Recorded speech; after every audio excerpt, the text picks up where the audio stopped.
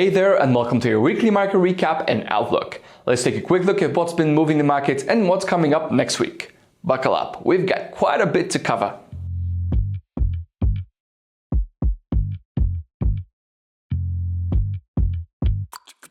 Alright, starting off with China. Deflation is digging in even deeper. Consumer prices fell again in May. That's the fourth month in a row, down 0.1% year on year.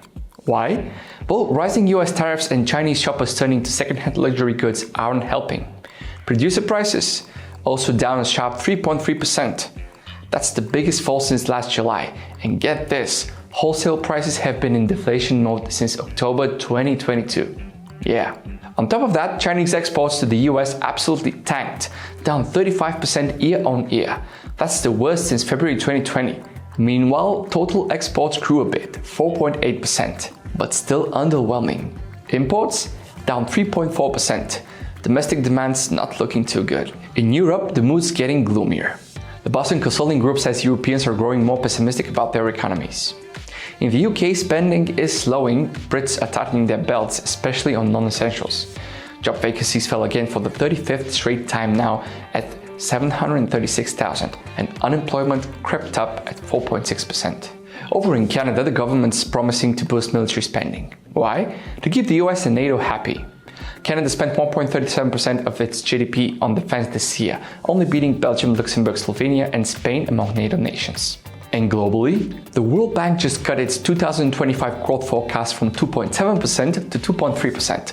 If that holds, it'll be the slowest global growth rate since 2008, excluding recessions. Let's talk US numbers. CPI rose just 0.1% in May. Year over year, that's 2.4%. Producer prices also barely budged up 0.1%, meaning tariffs haven't hit consumer prices yet. Meanwhile, in the UK, GDP fell 0.3% in April after a slight rise in March. And oil, big moves there. Crude oil futures surged up to 13% in one day. Why?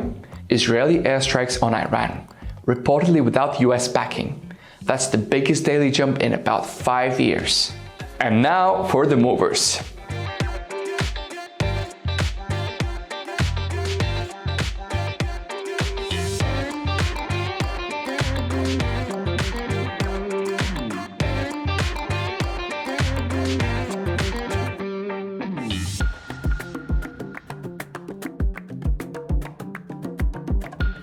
Time for the top stock performers this week.